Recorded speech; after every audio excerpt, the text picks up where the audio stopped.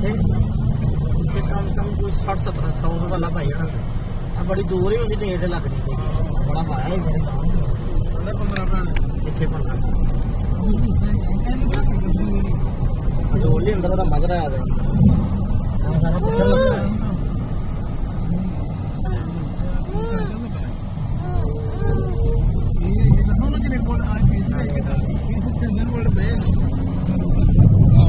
सारा बड़ा वीवीआईपी मजरे ना वे भुख लगी